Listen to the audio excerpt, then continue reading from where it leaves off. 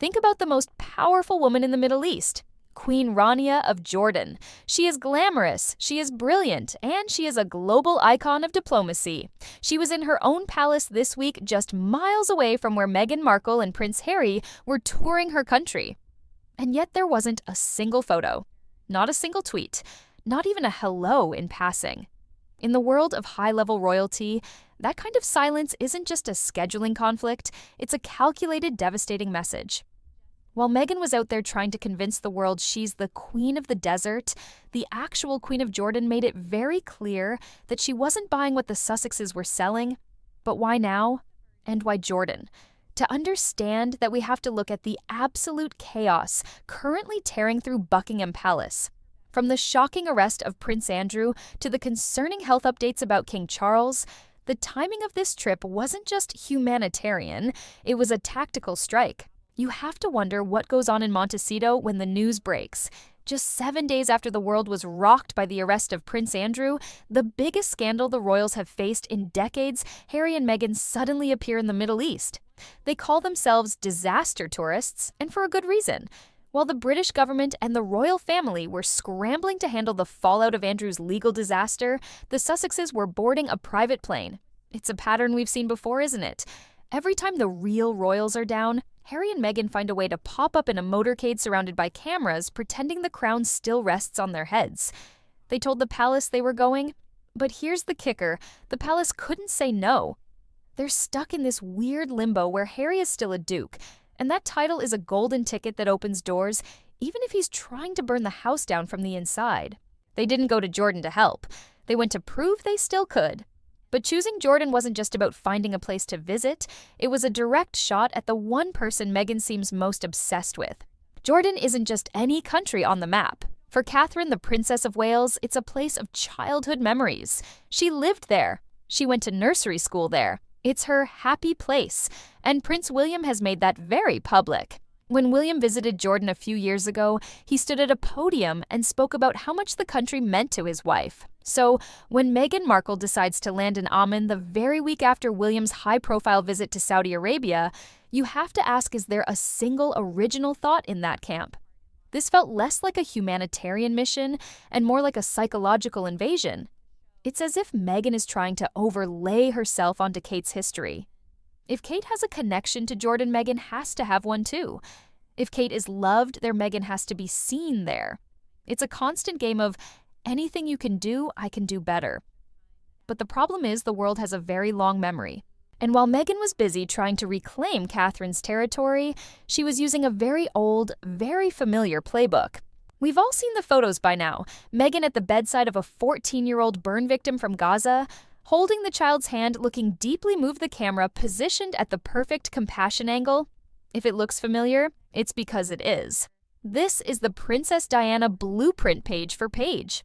Diana was the pioneer of the humanitarian handhold, but there was a raw, unscripted quality to Diana that made people believe it. With Meghan, it feels like every tilt of the head is rehearsed for a future Netflix documentary. She was at a specialty hospital in Amman playing the part of the people's princess, while the world watched with a mix of fascination and discomfort. It's not just the hospital visits, though. It's the constant need to be the center of the narrative. Even while visiting refugee camps, the focus wasn't on the crisis. It was on Meghan's multiple outfit changes and her relatable interactions. But as she was playing the role of the saintly figure abroad, a much darker story was unfolding back home that made the whole compassionate act feel incredibly hollow. Now, let's talk about the soccer ball. It seems like such a small thing, right? A duchess kicking a ball with some kids at a refugee camp. But within hours of those photos hitting the internet, the side-by-side comparisons began. Years ago, Catherine did the exact same thing. Same pose, same interaction. But the internet was quick to point out a glaring difference: Meghan's appearance.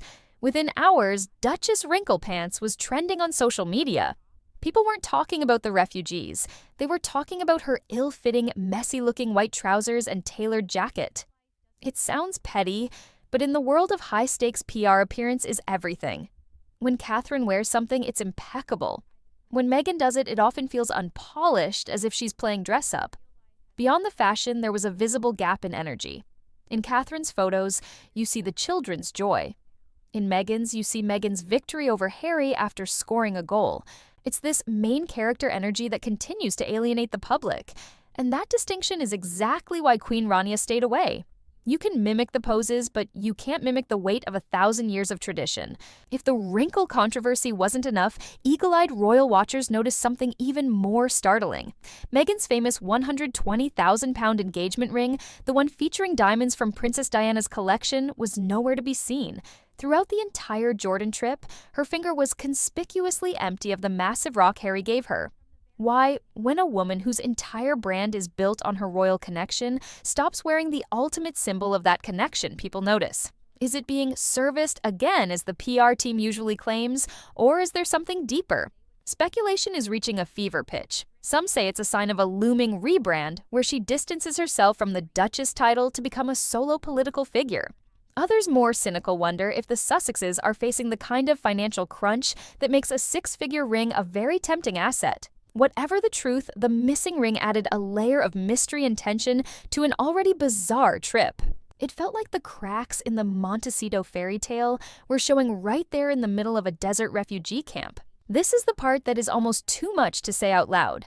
While Meghan was in Jordan standing next to prosthetic limbs and talking about the importance of medical care for refugees, her own father, Thomas Markle, was 8,000 miles away.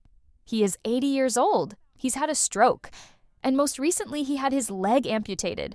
He is recovering in the Philippines largely alone. Imagine the optics of that for a second. You fly halfway across the world to hold the hand of a stranger for a photo op while your own father is losing his limbs in isolation. Harry even stood there in one of the photographs holding a prosthetic leg, talking about veterans and amputees, seemingly unaware of the crushing irony. You can't lecture the world about global healing when you can't even find the heart to call your own father. People are starting to see through the Saint Meghan persona, and the comment sections are proof. One viewer wrote, "She can fly to Jordan for the cameras, but she can't fly to her father for his life. That is a stain that no amount of white blazers or soft focus photography can wash away." But here is where the story takes a weird, almost conspiratorial turn. If Harry and Meghan are no longer working royals, why was the British ambassador to Jordan, Philip Hall, there to meet them? He didn't just meet them, he welcomed them into his official residence for iftar, the sunset meal that breaks the fast during Ramadan. This sent shockwaves through the UK government. The Foreign Office was reportedly furious, with sources claiming the ambassador went off script. But then came the Sussexes version. Their press release claimed they were hosted by the ambassador. The Foreign Office fired back, saying the ambassador didn't actually invite them.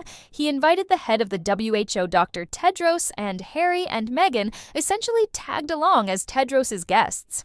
It was a classic Sussex finesse. They used a third party to get through a door they were officially banned from, and then they framed it as a royal welcome. It's a dangerous game. By manipulating diplomatic protocols to look like they have official support, they are creating a shadow monarchy that threatens to destabilize King Charles's reign. And then there's Harry. If you look at the photos from 10 years ago and compare them to the man we saw in Jordan, it's heartbreaking. He looks like a shell of himself. The light is gone from his eyes. He looks perpetually angry, exhausted, and dare I say haunted. In Jordan, he often looked like he was just drifting in Meghan's wake. She was the one checking the camera angles. She was the one leading the discussions. Harry looked like a man who had traded his purpose for a secondary role in someone else's reality show. There's a psychological term for this, the narcissistic discard phase, where the partner begins to look visibly drained while the other thrives on the attention. Harry gave up the Invictus Games, his military titles, and his country for freedom. But looking at him in that WHO conference room, slumped in his chair while Meghan worked the room, you have to ask, does this look like a free man to you? Or does it look like someone who has realized too late that the price of his freedom was his very identity? King Charles is currently facing the fight of his life. Between his ongoing cancer treatment and the fallout from Prince Andrew's arrest, he is a man under immense pressure. He hasn't stripped Harry's titles yet, and people are starting to lose patience. But some palace insiders suggest Charles is playing a much longer, more brutal game. By letting Harry and Meghan roam and perform these fake tours, he is letting them exhaust their own relevance. Every time they pull a stunt like the Jordan trip, their popularity drops.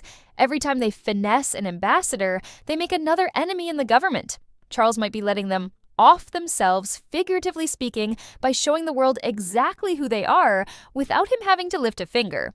But while Charles is patient, someone else in the family is not. Prince William is a different story. William has watched Meghan invade Catherine's happy place. He has watched his brother use their mother's legacy for commercial gain. And William is not a man who forgets. The Jordan trip was a glaring warning sign that this shadow monarchy cannot go on forever. It's creating a parallel royal family that answers to no one. Charles might be too kind to act, but William is the future, and the future looks very cold for the Duke and Duchess of Sussex. Sources say William has already drawn a red line. Once he takes the throne, or perhaps even before, if Charles's health continues to decline, the axe will fall. The titles will be gone, the line of succession will be cleared, and the faux tour will finally come to an end. The only question is how much damage will be done to the monarchy before William can finally pull the plug. We have to talk about the company they keep, because in the world of high-level optics, your allies tell the world exactly who you are. This wasn't just a trip to see refugees, it was a partnership with Dr. Tedros and the World Health Organization. Now, for many, Tedros is a name that brings up a lot of complicated feelings, especially regarding how the global health crises of the last few years were handled. By hitching their wagon to the WHO, Harry and Meghan are trying to wrap themselves in a globalist shield. They want to be seen as international statespeople who operate above the petty rules of the British monarchy. But the irony is thick. They claim to care about global health and the mental well-being of refugees, yet their own presence requires a level of security and resource drain that could probably fund an entire clinic for a year. It's a classic case of do as I say, not as I do. While they sat at that conference table nodding solemnly at Dr. Tedros, the public was left wondering, what does a prince who walked away from his own duties actually contribute to a complex geopolitical discussion about health in the Middle East? The answer, according to most experts, is absolutely nothing but a photo op. And then there's the question that always haunts the Sussexes who is paying for all of this. This wasn't a commercial flight in economy class. We're talking about a private jet, an entire team of hairdressers, makeup artists, and a PR machine that follows them like a small army. When they were working royals, the British taxpayer picked up the tab.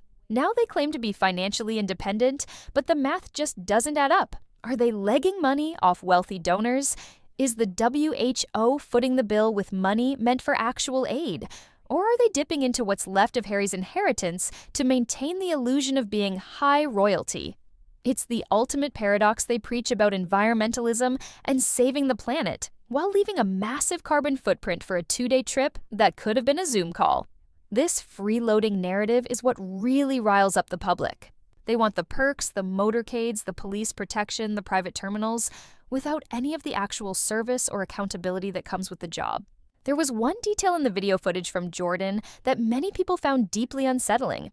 If you watch Meghan during these interactions, she has this uncanny ability to always know exactly where the camera is. Even in a room full of suffering refugees or doctors discussing life and death situations, her eyes find the lens. There's a specific smile she uses, a plastered-on look of compassion that some viewers have described as incredibly creepy. It's as if she's performing for an audience of one the history books. While Prince Harry often looks like he's in a daze or worse, like a hostage, giving a scripted speech Meghan is on every single second. This isn't the behavior of a humanitarian. It's the behavior of an actress who hasn't realized the play is over. This camera stalking is exactly why people feel a sense of fakery when they watch these clips. It feels less like a mission of mercy and more like a screen test for a role she was never cast in. The timing of this Jordan trip wasn't just about Andrew, it was about the succession-style power vacuum currently sitting at the heart of the British monarchy. With King Charles facing serious health battles, his skin looking sallow, his energy clearly flagging, and Catherine, the Princess of Wales, also out of the public eye for her own recovery, the main royals are at their most vulnerable. Harry and Meghan chose this exact moment to strike. They know that Charles is too ill to fight back, and William is too overwhelmed with his wife's health and the weight of the crown to launch a full-scale PR counterattack. It's a predatory move. By launching a faux royal tour while the king is down, they are essentially trying to rebrand the monarchy in their own image.